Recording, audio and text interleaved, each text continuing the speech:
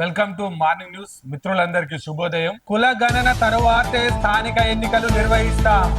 CLP meeting లో CM Revanth Reddy. Harish ని అగ్గిపెట్టే తెలివితేటలు మానుకో. హరీష్ రావుకు కౌంటర్ ఇచ్చిన శ్రీధర్ బాబు. సన్నాలకు 500 రూపాయల బోనస్ ఎంతమందికి ఇవ్వాలన్న దానిపై చర్చ. ఇందిరమ్మ ఇళ్లపై నో జిఎస్టీ, నేరుగా లబ్ధిదారునికే డబ్బులిస్తామన్న ప్రభుత్వం. తక్కువ ఇచ్చుడు, అమాంతం పెంచుడు, కమిషన్ల రూపంలో తీసుకుడు, ఇదే 10 సంవత్సరాల టిఆర్ఎస్ పాలనన్న సీఎం రేవంత్. ప్రభుత్వ పథకాలను ప్రజల్లోకి తీసుకెళ్లాలి, తప్పుడు ప్రచారాలను తిప్పికొట్టాలన్న పిసిసి ప్రెసిడెంట్. సింగరేణి కార్మికులను మోసం చేస్తుంది ప్రభుత్వం అన్న కేటీఆర్. మీరా నీతులు చెప్పేదని మక్కాన్ సింగ్ కౌంటర్ అటాక్. గాంధీ మరణాలపై కేటీఆర్ ట్వీట్. రాజకీయాలు ఆపాలంటూ గాంధీ డాక్టర్ల నిరసన. దామగుండంలో రాడార్ కేంద్రం వద్దు, 12 లక్షల చెట్ల నరికివేత అబద్ధమన్న ప్రభుత్వం. పెద్దపల్లిలో ఎఫ్టీఎల్ స్పీడప్, బీఆర్ఎస్ పార్టీ కార్యాలయాన్ని కూర్చాలని విలేతలు. కుల గణన తరువాతే స్థానిక ఎన్నికలు. కొందరు ఎమ్మెల్యేలు అత్యుత్సాహం పెరిగింది. వీరి పర్ఫార్మెన్స్ పై సిఎల్పి నుంచి ప్రోగ్రెస్ రిపోర్ట్. ప్రతిరోజు 2 గంటలు ప్రజలను కలవాలి, చేసిన పనులను పబ్లిసిటీ చేసుకోలేకపోతున్నాం. ప్రజల్లో ఉన్న వారికి పార్టీలో పదవులు, ప్రతి కుటుంబానికి ఫ్యామిలీ డిజిటల్ కార్డు, సంక్షేమ పథకాలకు హెల్త్ ప్రొఫైల్ కు అదే ఆధారం. సిఎల్పి సమావేశంలో సీఎం రేవంత్ రెడ్డి. కులగన్న తర్వాత స్థానిక ఎన్నికలు నిర్వహిస్తామని సీఎం రేవంత్ రెడ్డి స్పష్టం చేశారు. ఏదైతే సిఎల్పి మీటింగ్ నిన్న మాదాపూర్లో ఏదైతే జరిగిందో దానికి సంబంధించి సిఎల్పి మీటింగ్ లో మాట్లాడుతున్న CM Revanth Reddy CLP meeting కు సంబంధించి ప్రధాన సమస్యగా వచ్చి ఏదైతే మనం రైతు భరోసా, రైతు బంధు, రైతు బీమా వీటికి సంబంధించి రైతులకు మనం చేసిన రుణమాఫీని విస్తృత స్థాయిలో ప్రచారం చేయలేకపోతున్నాం. ఒకటి. రెండోది, కార్యకర్తలు, నాయకులు, అధికారులు సమన్వయం చేసే బాధ్యతను పిసిసి తీసుకోవాల్సిందిగా రెండో బాధ్యత. మూడోది, ఏదైతే సంక్షేమ ఫలాలు ఉన్నాయో కింది స్థాయి టాప్ టు బాటం వరకు సంక్షేమ ఫలాలను ప్రజలందరికీ అందించే ఒక బృహత్తరమైన కార్యక్రమాన్ని చేపట్టాలి. అదేవిధంగా నాయకులు ఎవరైనా సరే కనీసము 2 నుంచి 4 గంటలు ప్రజల మధ్య ఉండాల్సిందే అని చెప్పడం జరుగుతూ ఉంది. దానికి సంబంధించి మాదాపూర్లోని హోటల్లో ఆదివారం సాయంత్రం నిర్వహించిన సిఎల్పి మీటింగ్ లో మాట్లాడిన ఆయన అధికారంలోకి వచ్చామన్న ధీమాతో కొందరు ఎమ్మెల్యేలలో అత్యుత్సాహం పెరిగిందన్నారు. ఇకపై వారు జాగ్రత్తగా మెలగాలని సున్నితంగా హెచ్చరించారు. ప్రతిరోజు 2 గంటల పాటు ప్రజలు కలవడానికి ఎమ్మెల్యేలంతా సమయాన్ని కేటాయించుకోవాలని స్పష్టం చేశారు. అధికారం కోల్పోయిన అసహనంలో ప్రతిపక్షం తప్పుడు ప్రచారం చేస్తుందని వ్యాఖ్యానించారు. అటు పార్టీ పరంగా ఇటు ప్రభుత్వ పరంగా వీటిని తిప్పుకొట్టడంతో పాటు ఆధారాలు, గణాంకాలతో సహా వాస్తవాలను ప్రజలకు వివరించాలని సూచించారు. స్థానిక ఎన్నికల్లో గెలవాలి, 90 స్థానాల్లో విజయం సాధించాలి, రెండోసారి కాంగ్రెస్ అధికారంలోకి రావడం ఖాయం. PCC chief Mahesh Kumar Goud. ఏదైతే నిన్న మాదాపూర్లోని పిసిసి చీఫ్ ను ఓ రకంగా అభినందన చేస్తూ అదేవిధంగా CLP meeting, Congress legislative party meeting జరిగినందున పూర్తి స్థాయిలో కాంగ్రెస్ పార్టీకి సంబంధించిన నాయకులు, రాష్ట్ర నాయకత్వం, ఎమ్మెల్యేలు, ఎంపీలు, ఎమ్మెల్సీలు అందరూ పాల్గొనడం జరిగింది. ఈ కార్యక్రమంలో ఏదైతే శాసనసభ వ్యవహారాల శాఖ మంత్రి శ్రీధర్ బాబు గారు, అదేవిధంగా దీపాదాస్ మున్షి, బట్టి విక్రమార్క గారు, శ్రీధర్ బాబు గారు ప్రధాన ఇంకా రాబోయే రోజుల్లో తీసుకుపోయే చర్యలపై ఏ విధంగా ఈ రాష్ట్రాన్ని పూర్తి స్థాయిలో అభివృద్ధి చేయాలన్న ఆలోచనతోటి జరిగినటువంటి చర్చ పూర్తిగా మనం చూడవచ్చు. ఇకపోతే రెండోది, ఏదైతే నిన్న మాదాపూర్ హోటల్లో సిఎల్పి మీటింగ్ జరిగిందో సీఎం అధ్యక్షతన జరిగినటువంటి ఆ మీటింగ్కు నిన్న సీఎంను కలవడానికి అరికపూడి గాంధీ బీఎస్సీ చైర్మన్గా ఉన్నటువంటి అరికపూడి గాంధీ రావడం జరిగింది. వచ్చి వారిని విచ్చేసి మా నియోజకవర్గానికి వచ్చినందుకు ఏమన్నా రిప్రజెంటేషన్ ఉంటే ఆ రిప్రజెంటేషన్ ఇచ్చి వెళ్ళిపోవడం జరిగింది. వెళ్ళిపోయిన తర్వాత ఏదైతే అగ్గిపెట్టే హరీష్ రావు ఉన్నాడో, అగ్గిపెట్టే హరీష్ రావు శ్రీధర్ బాబు గారికి ఎక్స్లో ట్వీట్ చేయడం జరిగింది. శ్రీధర్ బాబు గారు, మరి మీ సిఎల్పి మీటింగ్కు అరికపూడి గాంధీ వచ్చిండ్రు, ఇకనైనా మీరు అబద్ధాలు మారుకోర్రని శ్రీధర్ బాబు గారికి అగ్గిపెట్టే హరీష్ ట్వీట్ చేయడం జరిగింది. తర్వాత అక్కడ ఉన్న కొంతమంది రిపోర్టర్లు శ్రీధర్ బాబు గారిని, సార్ మరి హరీష్ ఇట్లా అంటా ఉన్నాడు మిమ్మల్ని అని అన్నాడు.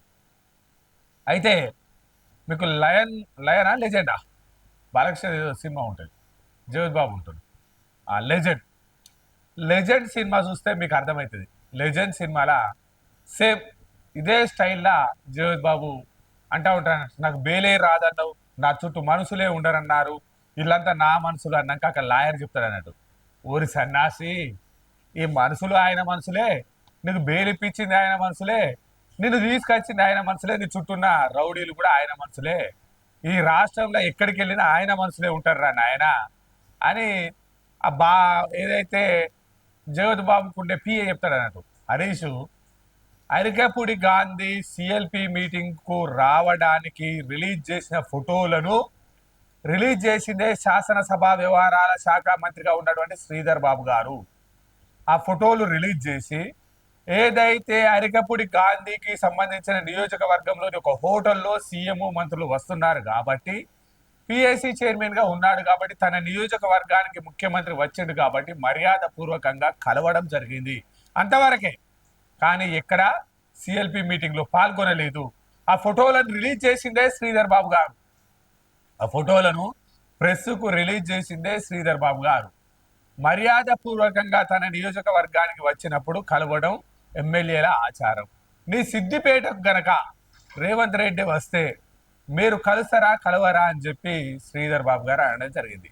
ముందు వెనుక చూసుకోవాలి హరీష్ రావు, తాడి చెట్ల లెక్క పెరగడం కాదు, తనలో కొంచెం బ్రెయిన్ కూడా ఉండాలి అని శ్రీధర్ బాబు గారు సున్నితంగా అర్థమయ్యేటట్టు చెప్పిర్రు.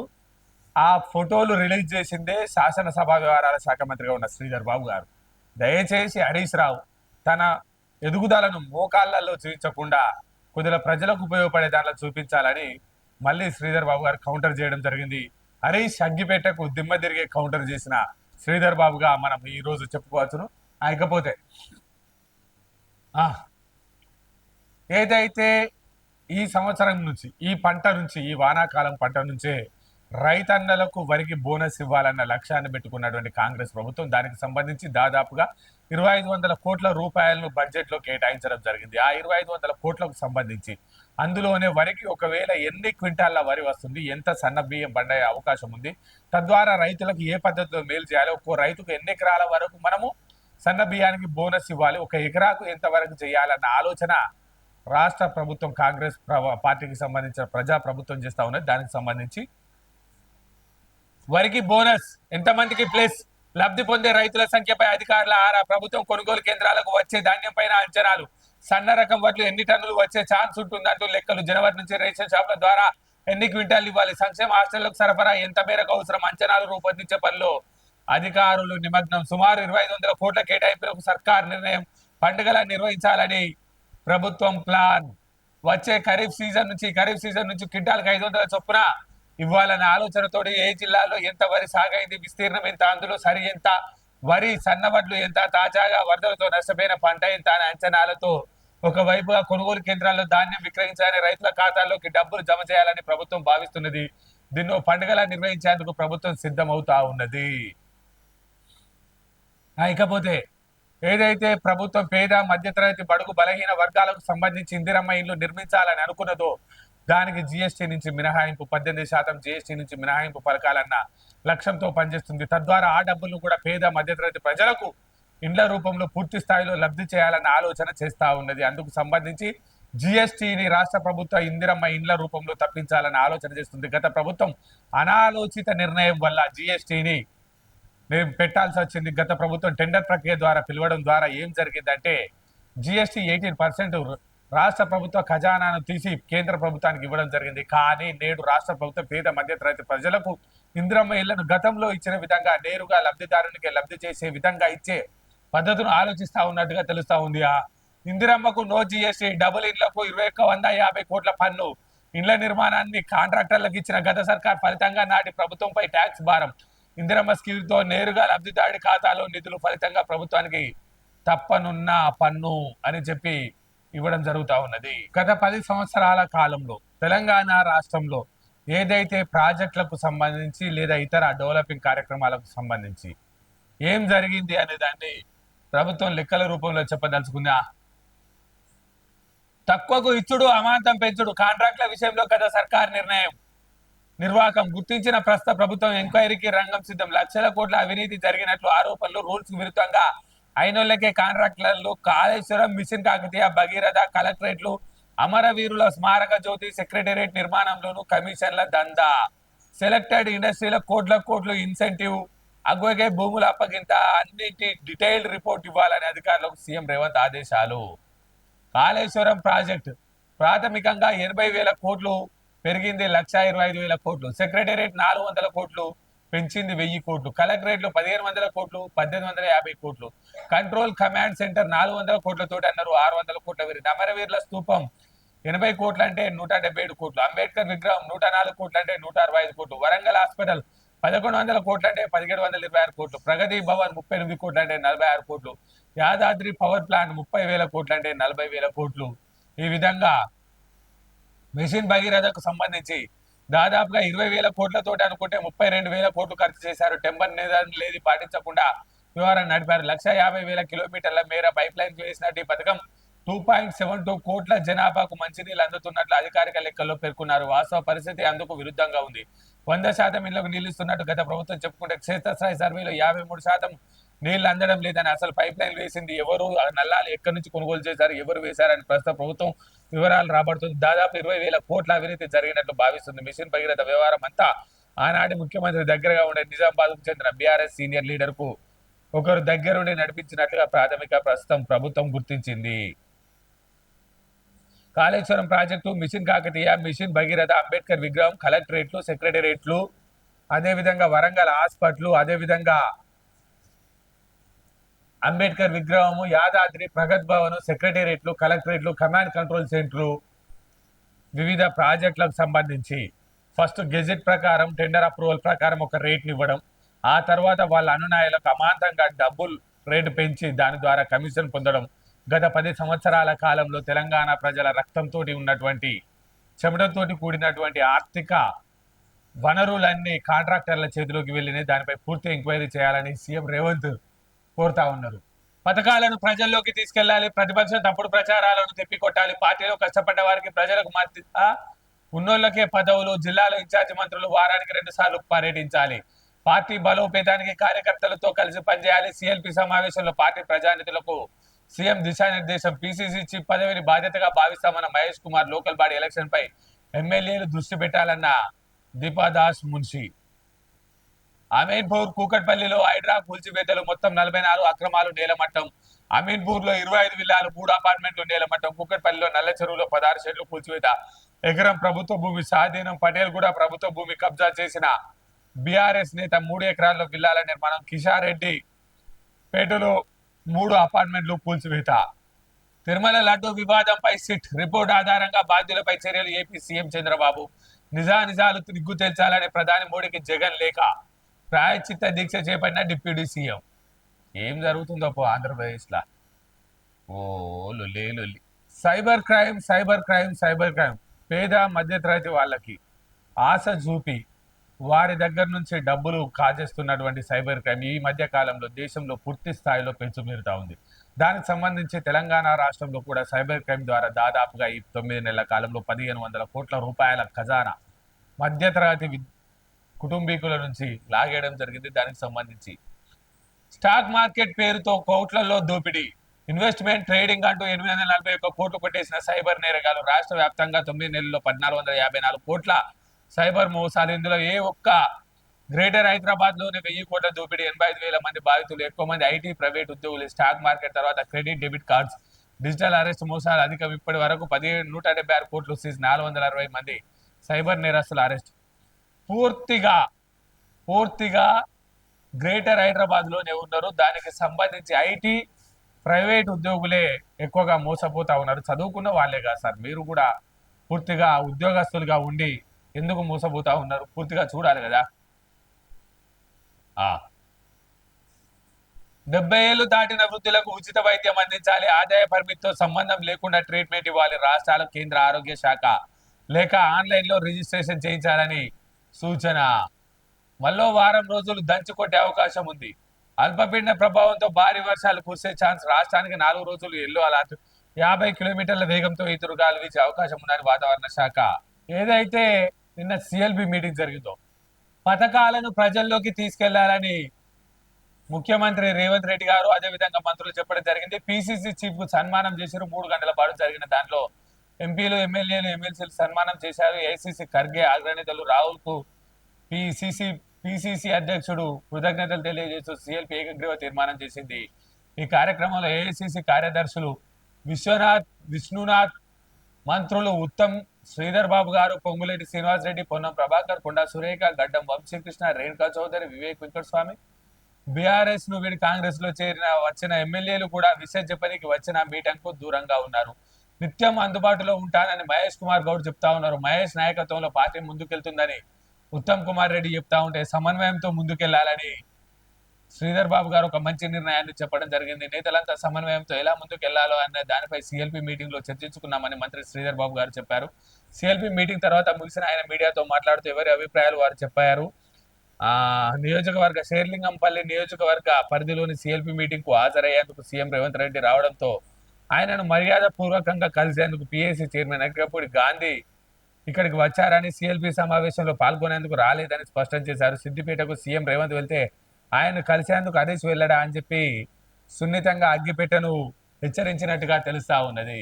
ప్రభాకర్ రావు వస్తే మీరంతా జైలుకే. కేటీఆర్ అమృత్ స్కీమ్ లో స్కామ్ ఎక్కడ జరిగిందో చెప్పాలి. అసలు అమృత్ స్కీమ్ లో టెండర్లు పిలిచిందే 1300 కోట్లకు.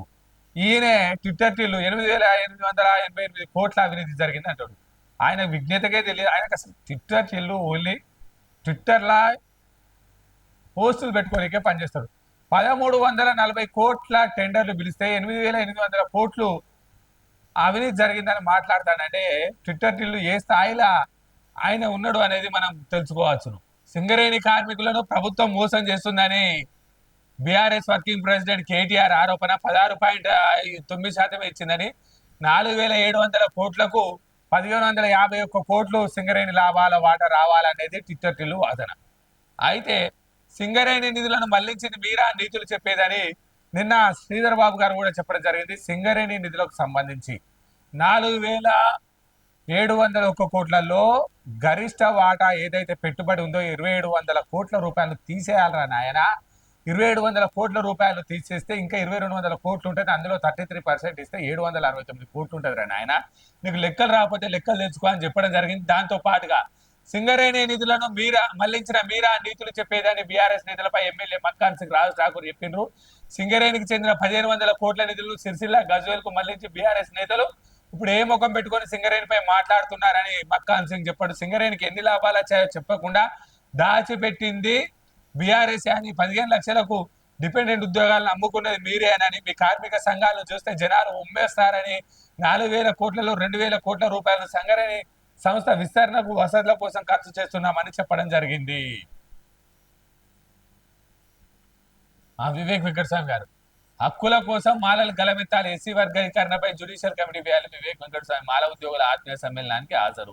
ఏదైతే ఈ రాష్ట్రానికి చెందిన గాంధీ ఆసుపత్రి ఉందో గత కొన్ని రోజుల నుంచి కొన్ని వేల సంఖ్యలో అక్కడికి ఏదైతే రోగులు వస్తూ ఉంటారు, వేల సంఖ్యలో వచ్చినప్పుడు దాదాపుగా 40 నుంచి 50 మరణాలు, సహజ మరణాలు ఏదైతే హాస్పిటల్కు లేట్ తీసుకురావడం, లేకపోతే అప్పటికి తీసుకురావడానికన్నా ముందే మనిషి పూర్తి స్థాయిలో నిర్వీర్యమైపోవడం, లేకపోతే అంబులెన్స్ ప్రాబ్లము, లేకపోతే చికిత్సకు అతని శరీరం సహకరించినటువంటి కేసులు దాదాపుగా ప్రతి నెల 40 నుంచి 50 కేసులు డెత్ కేసులుగా గాంధీ హాస్పిటల్లో నమోదవుతూ ఉంటాయి.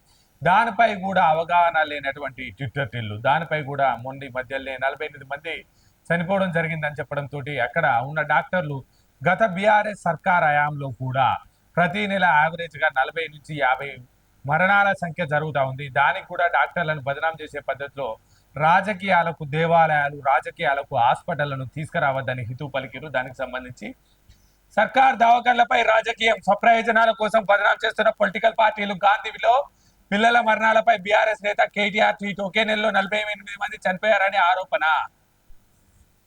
కొన్నేళ్లుగా ప్రతి నెల 40కి పైన మరణాలు ఆధారాలతో లెక్కలు బయటపెట్టిన గాంధీ ఆఫీసర్లు అయినా ఆరోపణలు ఆపని కేటీఆర్. 3 నేతలతో కమిటీ. రాజకీయ లబ్ధి కోసం దవాఖానా పేరు వాడుకోవద్దని డాక్టర్ల అసంతృప్తి. అరే నాయన టిల్లు ఇక్కడ వారా బాబు. ట్విట్టర్ 2022 మీ నాయన ముఖ్యమంత్రిగా ఉన్నప్పుడు యావరేజ్ గా మంత్లీ 42 మంది చనిపోయారు. 2023 మీ నాయన ముఖ్యమంత్రిగా ఉన్నాడు, మీ బావ ఆరోగ్య శాఖ మంత్రిగా ఉన్నప్పుడు 45 మంది చనిపోయారు. కానీ ఈ సంవత్సరం 2024 ఇప్పటి వరకు 39 మంది చనిపోయారు నాయన. టిల్లు ఇది అధికారిక లెక్కలు, నువ్వు కొంచెం ఒళ్ళు దగ్గర పెట్టుకునే మంచిగా ఉంటుంది టిల్లు. ఇకపోతే ఏదైతే కేంద్ర ప్రభుత్వం గత కొన్ని రోజులుగా తెలంగాణ రాష్ట్రానికి సంబంధించిన ఏదైతే దామగుండం వ్యవస్థ వికారాబాద్ జిల్లాలో ఉన్నటువంటి అటవీ పారిశ్రామిక ప్రాంతంలో ఏదైతే రాడార్ వ్యవస్థ పెట్టి ఈ దేశ భద్రతకు సంబంధించిన అంశం ఇది. ఇక్కడ రాడార్ వ్యవస్థను పెట్టి తద్వారా సైనిక విన్యాసాలకు సంబంధించి తద్వారా ఏదైతే దేశ భవిష్యత్తుకు అనుసంధానంగా పనిచేసేటువంటి రాడార్ వ్యవస్థను పెట్టాలని ఆలోచన చేస్తూ ఉంది. దానికి సంబంధించి దామగుండంలో రాడార్ కేంద్రం వద్దు, ఇందిరా పార్క్ వద్ద పర్యావరణవేత్తలు ప్రజా సంఘాల ధర్నా. రాడార్ కేంద్రంతో చుట్టూ 100 కిలోమీటర్ల వరకు రేడియేషన్ ఎఫెక్ట్, ప్రజలతో పాటు వన్యప్రాణులకు ముప్పు, దామగుండం రక్షణకు మరో చిప్కో ఉద్యమం రావాలని వక్తల పిలుపు. ఏదైతే 18 లోపు పిల్లలందరితో ప్రకృతిని కాపాడుకోవాలని అవగాహన పెంచాలని 1950లో తెలంగాణ ఆంధ్ర రాష్ట్రం కలిశాక ప్రకృతి విధ్వంసం మొదలైందని, 2014లో రాష్ట్ర విభజన తర్వాత మరింత ఎక్కువైపోయిందని, ప్రజాస్వామ్య దేశంలో అధికారంలో ఉన్న వారంతా ప్రజలు చెప్పిన ప్రకారమే వాళ్ళు నడుచుకోవాలని చెప్పి లొల్లి చేస్తా ఉన్నారు. ఇందిరా పార్క్ ధర్నా చౌక్ వద్ద సేవ్ దామగుండం పేరుతో జరిగిన ధర్నాలో పాల్గొన్న పర్యావేత్తలు, ప్రజా సంఘాలు. ఓవైపు వీరు చెప్పేది ఏంటంటే 12 లక్షల చెట్లను నరకాల్సి వస్తుంది, 100 కిలోమీటర్ల దూరం రేడియేషన్ వరకు ఉంటుంది, తద్వారా ఇబ్బంది జరుగుతుంది అని వీరు చెప్తా ఉన్నారు. కానీ ప్రభుత్వం ఏం చెప్తుందంటే రాడార్ కేంద్రంతో అటవీ సంపదకు ఏం ప్రాబ్లం ఉండదు అని చెప్తా ఉన్నారు. ఆ ప్రాజెక్ట్ నిర్మాణం కోసం కేటాయించిన భూముల్లో 45% విస్తీర్ణం మాత్రమే ఉపయోగిస్తామని, మిగిలిన 52% విస్తీర్ణంలో అటవీ సంపదకు ఎలాంటి హాని జరగకుండా చర్యలు చేపట్టినట్టు principal chief conservator of forest Rakesh Mohan చెప్పడం జరిగింది. రాడార్ స్టేషన్ కోసం 12 లక్షల చెట్లను తొలగించనున్నారనేది వాస్తవం కాదని, 1,93,000 చెట్లను మాత్రమే తొలగించనున్నట్టు కేంద్ర పర్యావరణ శాఖ చెప్తా ఉన్నది. రంగారెడ్డి వికారాబాద్ జిల్లాల అడవుల్లోని 2,348 హెక్టార్లో 17,55,070 చెట్లను అటవీ శాఖ పునరుద్ధరించనున్నదని తెలుపుతా ఉన్నారు. దీనిలో నిజం లేదని, ప్రాజెక్టుతో స్థానికులకు ప్రత్యక్షంగా పరోక్షంగా ఉపాధి కూడా లభిస్తుందని కేంద్ర ప్రభుత్వానికి చెందిన ఫారెస్ట్ డిపార్ట్మెంటు చెప్తా ఉన్నది. సరే, ఒకవైపు ప్రకృతిని కాపాడాల్సిందే, పర్యావరణాన్ని పరిరక్షించాల్సిందే, మరోవైపు దేశ భద్రతకు సంబంధించిన రాడార్ వ్యవస్థకు సంబంధించి కూడా మనం కొద్దిగా సహకరించాల్సిన అవసరం ఉందని చెప్పదలుచుకున్నాం. ఏదైతే గత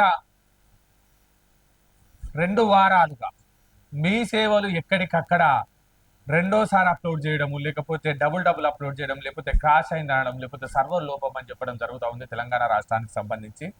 దయచేసి రాష్ట్ర ప్రభుత్వం పేద ప్రజలకు అధికారులకు మధ్య సమన్వయకర్తలుగా ఉన్నటువంటి మీ సేవా కేంద్రాలను పూర్తి స్థాయిలో వినియోగంలోకి తేవాలి. తద్వారా రేషన్ కార్డు అప్లికేషన్ కానీ, లేకపోతే ప్రజా ప్రయోజనాల వాద్యానికి సంబంధించిన ఏ కార్యక్రమాన్ని చూసుకున్నా మీ సేవ తప్పనిసరి. కాబట్టి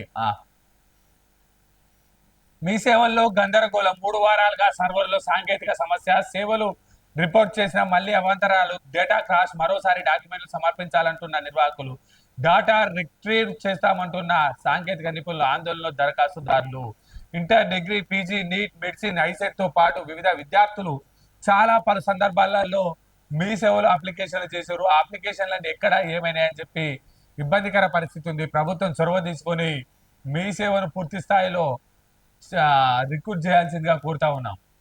హైడ్రా పెద్దపల్లిలో హైడ్రా హల్చల్.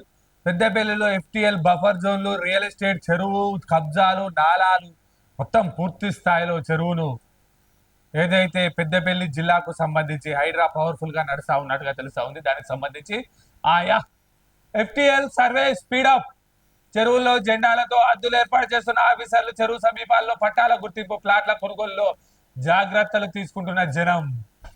నాలాలపై నిర్మాణాలు. పెద్దపల్లి జిల్లాలోని మంతని, గోదావరిఖని, సుల్తాన్బాద్ పట్టణాల్లో నాలాల మీద నిర్మాణాలు జరిగాయి. పెద్దపల్లి జిల్లాలో కేంద్రంలో సుభాష్ నగర్ సెంటర్లో బిల్డింగ్ కు దారి కోసం నాలాపై రోడ్డు నిర్మించారు. దానిపై ఈ మధ్య కాలంలో ఉన్నతాధికారులకు ఫిర్యాదులు అందాయి, కానీ ఇప్పటి వరకు ఎలాంటి చర్యలు తీసుకోలేదు. అలాగే Sagar road, boom Nagar, Koonaram road, పాత ఏరియాల్లో ముంపు బారిన పడుతున్నాయని ప్రజలు ఆరోపిస్తున్నారు. ప్రస్తుతం సర్కార్ ఆదేశాలతో కలెక్టర్ ఆక్రమణల గుర్తింపు చేపడుతూ మార్కింగ్ చేస్తుండటంతో అక్రమార్కుల టెన్షన్ నెలకొంది.